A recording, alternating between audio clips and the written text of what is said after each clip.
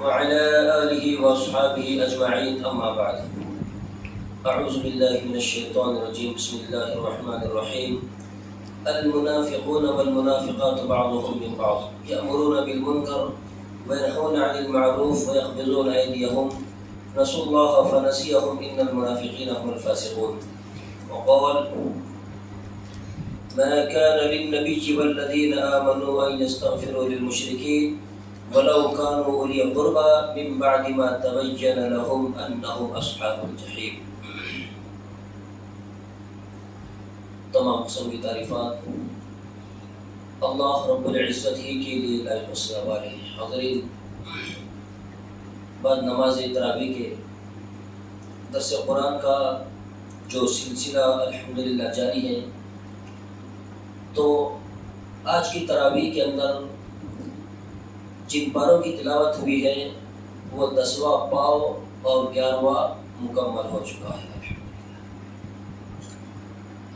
تو یہ اللہ رب العزت کی بہت بڑی مہربانی ہے کہ پیٹ بھر بریانی کھانے کے باوجود بھی جو ہے ہم لوگ 1 گھنٹہ مسلسل کھڑے رہے، ورنہ پیٹ گچھونے کے بعد میں 4 رکعت فرض پڑھنا بھی جو ہے انسان کے جان پر آتا ہے.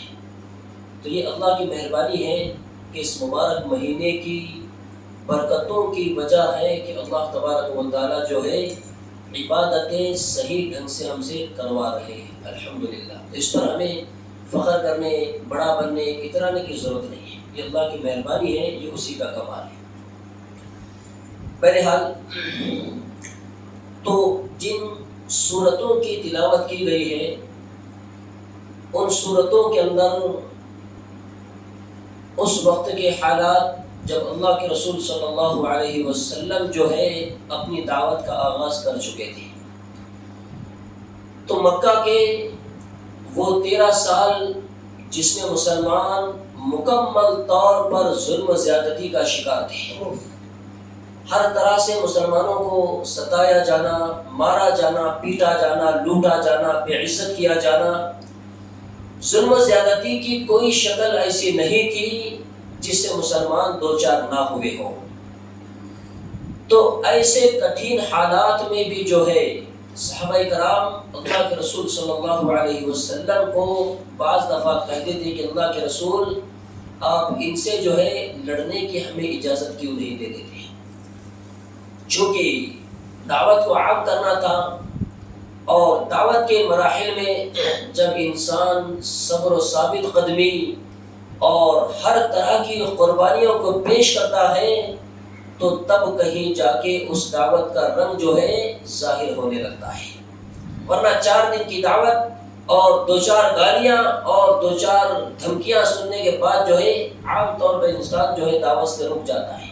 تو یہ دعوت کا کام نہیں ہے، بلکہ یہ ایک جذبہ تھا جو وقتی طور پر ہوا کی طرح آیا اور چلا گیا ہے. تو یہ دعوتی کام جو ہے یہ جذبہ نہیں ہے، یہ اللہ اور اس کے رسول صلی اللہ علیہ وسلم کی طرف سے دیا گیا ہم کو ایک ٹارگیٹ ہے کہ اس کو ہمیں کسی بھی حال میں پورا کرنا ہے.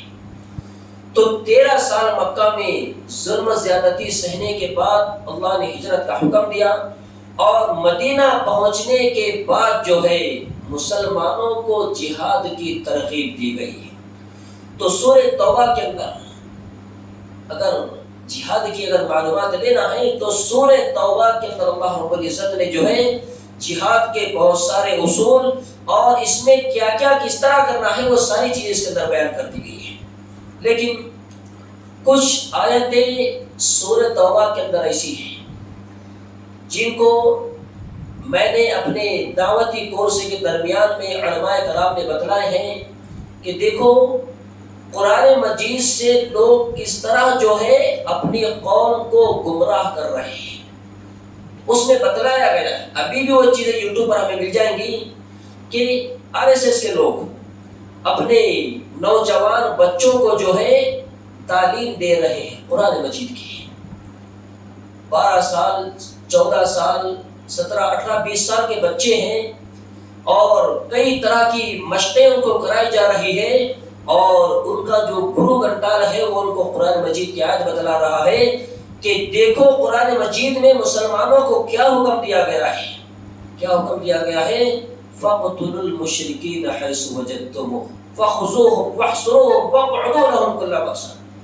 تو یہ اس وقت کے احکامات تھے جب حالات بالکل کٹھن ہو گئے تھے۔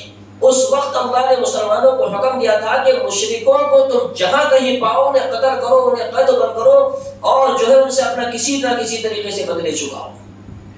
تو یہ احکامات چونکہ اس وقت تھے، لیکن اب یہ حکم جو ہے آج کے مشرکوں پر نافذ نہیں ہو سکتا، لیکن ان کے بڑے جو ہیں ان کے دماغوں کے اندر یہ زہر گھول رہے ہیں کہ دیکھو مسلمانوں کی قرآن جو ہے، مسلمانوں کی کتاب اور مسلمانوں کا دھرم جو ہے تمہارے خلاف اتنی بڑی سازشیں رچ رہا ہے۔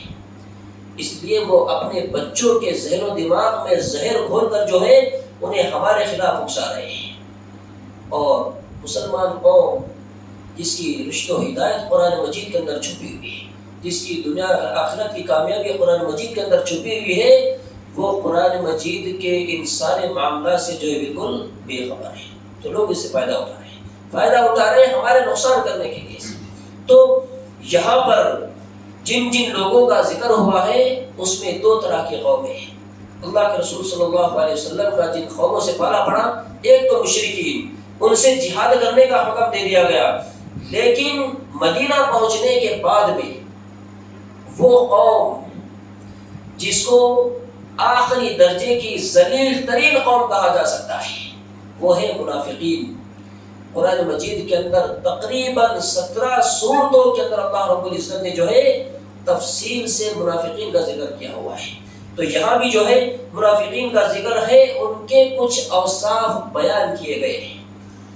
اور یہ نفاق جو برائی ہے اتنی خطرناک برائی ہے کہ انسان کو ایسے لگنے لگتا ہے کہ وہ جو ہے نیک اعمال کر رہا ہے، لیکن اس کی دلی کیفیت اور اس کے ظاہری اعمال بسا اوقات انسان کو یہ بتلا دیتے ہیں کہ اس کے دل میں نفاق چھپا ہوا ہے۔ تو یہ نفاق جو بیماری ہے یہ کسی خاص مسئلہ، کسی جماعت، کسی فرقے کے لوگوں کے اندر نہیں ہے، بلکہ یہ ہمارے ہی درمیان میں چند لوگ ایسے ہوتے ہیں کہ جن کے اندر یہ اوصاف پائے جاتے ہیں، اور ہمیں اس بارے میں جو ہے مکمل طور پر معلومات ہونا چاہیے کہ ہم جو عبادت کر رہے ہیں آیا وہ عبادت قبول ہو رہی ہے کہ بھی نہیں ہو رہی ہے۔ اللہ نے یہاں پر ان کا ذکر کرتے ہوئے کہا المنافقون والمنافقات بعضهم من بعض، منافق جو ہے آپس میں ایک دوسرے سے ملے ہوئے ہوتے ہیں۔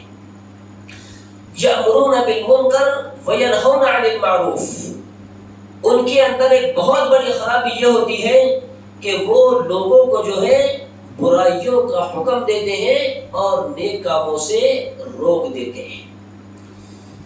تو نفاق جو ہے کسی کے پیشانی پر لکھا ہوا نہیں ہوتا کہ فلاں شخص منافق ہے، بلکہ یہ اعمال جس مسلمان یا جس انسان کے اندر بھی اگر پائے جا رہے ہو تو ایسے انسان کو اپنے ایمان کی تجدید کرنے کی ضرورت ہے۔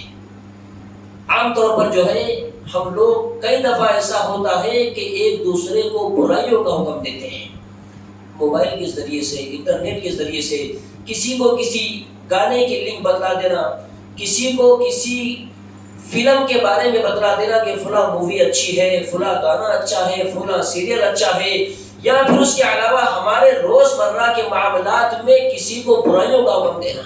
شادی، ارے تو شادی کر رہا ہے تو ایسی کیسی شادی، زندگی میں ایک بار ہونے والی شادی ہے، پورے ارمانوں کے ساتھ میں تو شادی کرنے ہیں۔ اب وہ بیچارہ اس کی بات سن کر جو ہے کئی طرح کے منکرات میں ملوث ہو کر جو ہے اللہ اور اس کے رسول صلی اللہ علیہ وسلم کو ذلیل اور رسوا کرنے پر تلا ہوا ہے۔ اس معاملے میں تو ہمیں بہت زیادہ چوکنا رہنا چاہیے کہ ہم کیا کر رہے ہیں، کون سا عمل ہم انجام دے رہے ہیں، تو اس عمل میں ہم سے کیا کیا کوتاہیاں ہو رہی ہے۔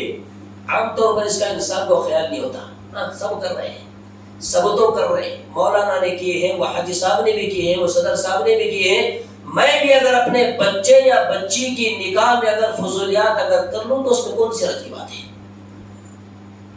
جبکہ نکاح کے موقع پر، یہ میرا موضوع نہیں ہے لیکن ذہن میں رکھیں کہ نکاح کے موقع پر جو ہے بچی کو سامان وغیرہ دینا، سونا چاندی دینا، اور جو بھی اس کی ضروریات کی چیزیں ہیں وہ ساری چیزیں دے کر اس کو اس کے اصل حق یعنی وراثت سے محروم کر دینا ادنا درجے کی بالکل جو ہے یہ جہالت اور احمقانہ پڑے۔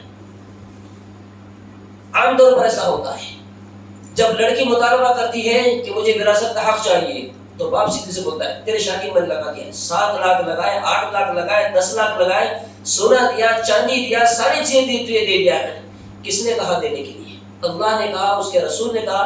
ارے جب ہم مسلمان ہیں اور ہمارے زندگی کا ہر فیصلہ قرآن و سنت کے ترازو میں تلنا چاہیے تو یہ بے وقوفی کا تمہیں کس نے حکم دیا ہے کہ فلاں دو، وہ چیز دو، یہ چیز دو، یہ چیز دو؟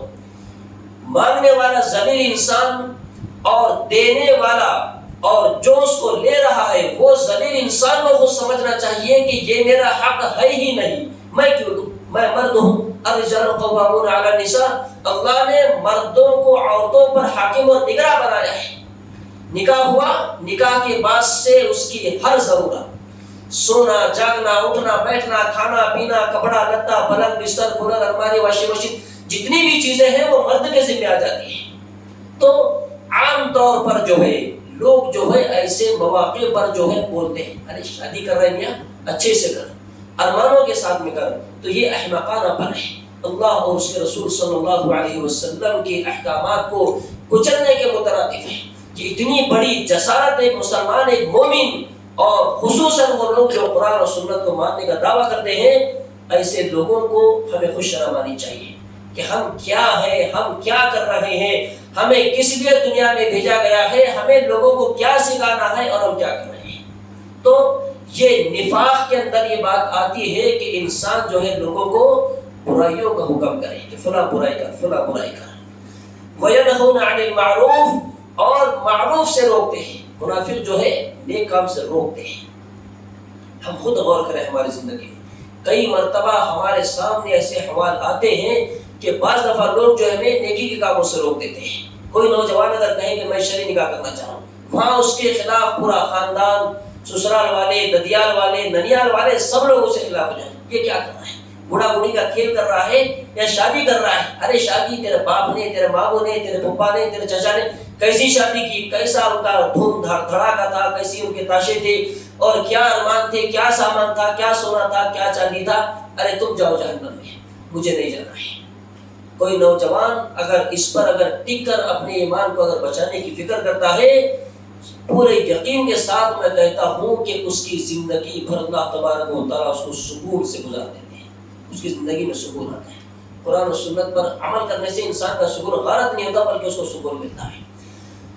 ان المنافقین وَيَقْبِضُونَ أَيْدِيَهُمْ، اور تیسری صفت اللہ نے یہ بیان کی ہے کہ وہ اپنے ہاتھوں کو روک دیتے ہیں۔ مال خرچ کرنے کا جہاں بھی معاملہ آیا، جائز جگہوں پر جہاں بھی مال خرچ کرنے کا معاملہ آیا، وہاں منافق جو ہے اپنے ہاتھ کو روک لیتا ہے، اور فضولیات میں بالکل دل کھول کر قرضہ لے گا، سود سے لے گا، گٹ اٹھائے گا، اور نہ جانے پیسے حاصل کرنے کے جتنے طریقے کیوں نہ ہوں، فضولیات میں اڑانے کے لیے وہ جو ہے اپنے ہاتھوں کو کھول دیتا ہے۔ اور نیکی کے کاموں میں جو ہے جب پیسہ دینے لگو، مسجد، مدرسے یا کسی ادارے یا کسی ضرورت مند کی ضرورت کا جب معاملہ آ جاتا ہے تو وہاں پر جو ہے وہ چلر گننے لگتا ہے، کتنے دوں، کیا کروں۔ تو یہ منافقین کا معاملہ ہے۔ ان المنافقین هم الفاسقون، اللہ نے کہا کہ منافق جو ہے وہ فاسق اور بد کردار ہے۔ وعد اللہ المنافقین والمنافقات، اللہ نے منافق مردوں، منافق عورتوں اور کفار سے جہنم کا وعدہ لیا ہے، اور وہ اس میں ہمیشہ رہیں گے۔ اور اسی پر بس نہیں، بلکہ اللہ کے رسول صلی اللہ علیہ وسلم کو اس وقت بڑی سخت تنبیہ کی گئی جب عبداللہ بن ابی، منافقین کا سردار، جب فوت ہوا تو اس کے بیٹے نے اللہ کے رسول صلی اللہ علیہ وسلم سے درخواست کی کہ اللہ کے رسول آپ جو ہے اپنا قمیص میرے باپ کو دے دیں، ہو سکتا اس قمیص کی بدولت یا اس کی برکت سے میرے باپ کی مغفرت ہو جائے اور آپ میرے باپ کے جنازے میں بھی شریک ہو جائیں۔ اللہ نے فوراً ٹوک دیا، استغفر لہم او لا تستغفر لہم، ان تستغفر لہم 70 مرۃ فلن یغفر اللہ لہم، اس کے لیے تم استغفار کرو یا نہ کرو، تمہارا استغفار کرنا اس کو کوئی فائدہ نہیں پہنچائے گا، اور ہاں اگر تم 70 مرتبہ بھی اس کی مغفرت کی اگر دعا کرو گے اللہ اس کو معاف کرنے والا نہیں ہے۔ کتنی بڑی وعید ہے منافقین کے لیے، اور یہ کس سے کہا گیا؟ جناب محمد رسول اللہ صلی اللہ علیہ وسلم سے، جن کی ہر دعا اللہ قبول کر رہا ہے، جن کی ہر جائز خواہش دنیا اور آخرت میں پوری ہو رہی ہے، لیکن وہاں بھی آپ صلی اللہ علیہ وسلم کو روک دیا گیا ہے کہ آپ جو منافقین کے لیے استغفار نہیں کر سکتے۔ ذالک بانہم کفروا باللہ ورسولہ، کیوں نہیں کر سکتے؟ اس لیے کہ اس نے اللہ اور اس کے رسول صلی اللہ علیہ وسلم کا انکار کیا ہے۔ اور منافقین کے ہی زمرے سے دوسری قوم جس کا اللہ کے رسول صلی اللہ علیہ وسلم سے پالا پڑا وہ مشرکین تھے۔ تو مشرکین کی بہت لمبی چوڑی تفصیلات یہاں پر بیان کی گئی ہے، لیکن خصوصاً اللہ رب العزت نے مشرکین کے حق میں دعائے مغفرت کرنے سے بھی روکا ہے۔ اللہ کے رسول صلی اللہ علیہ وسلم جو ہے ایک مرتبہ مقام ابوا سے گزرے، مقام ابوا جہاں اللہ کے رسول صلی اللہ علیہ وسلم کی والدہ ماجدہ حضرت آمنہ مدفون ہے۔ تو ماں کی قبر پر پہنچنے کے بعد دلی جذبات جو ہے ابھرنے لگے، اور آپ صلی اللہ علیہ وسلم جو ہے اپنی سگی ماں کی مغفرت کے لیے جو ہے ہاتھ اٹھاتے ہیں، اللہ میری ماں کو بخش دے۔